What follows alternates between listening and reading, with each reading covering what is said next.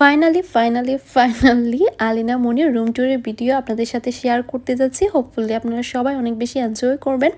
So full ভিডিওটি দেখতে থাকুন। হ্যালো এভরিওয়ান, আসসালামু আলাইকুম। সবাই কেমন আছেন? আশা করি সবাই খুবই ভালো আছেন। আমরা আলহামদুলিল্লাহ ভালো আছি।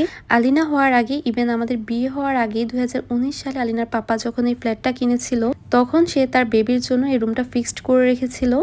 অ্যান্ড ফাইনালি 2022 সালে আলিনামণি হয়ে এই রুমটা পরিপূর্ণতা দান করেছে। মাশাল্লাহ, আলহামদুলিল্লাহ।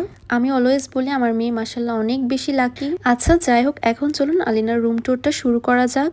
এই স্পেসটা হচ্ছে বই রাখার জন্য, যেহেতু আলিনামণি এখন অনেক ছোট, ওকে স্কুলে ভর্তি করানো হয়নি, তাই তার কোনো বইপত্রও নেই, এজন্য এই স্পেসটা একটু খালি রাখা হয়েছে। আর এটা হচ্ছে আমার প্রিন্সেসের ক্লোজেটটা, যেটার অবস্থা 2 দিন পরই খারাপ হয়ে যায়। আর এটা গুছাতে গুছাতে আমার জান লিটারেলি বের হয়ে যায়। যাই হোক, আপনাদের সাথে চলুন এখন শেয়ার করি তার ক্লোজেটটা আমি কিভাবে অর্গানাইজ করেছি। অ্যাজ ইউ ক্যান সি, এখানে আমি তার কিছু hair band, cap and savings এর জন্য একটা ব্যাংকে রেখেছি। আমি আসলে চাই সে ছোট থেকেই টুকটাক করে সেভিংস করাটা শিখুক। অ্যান্ড পরের 2 রতে আমি তার উইন্টার আউটফিট গুলো রেখেছি।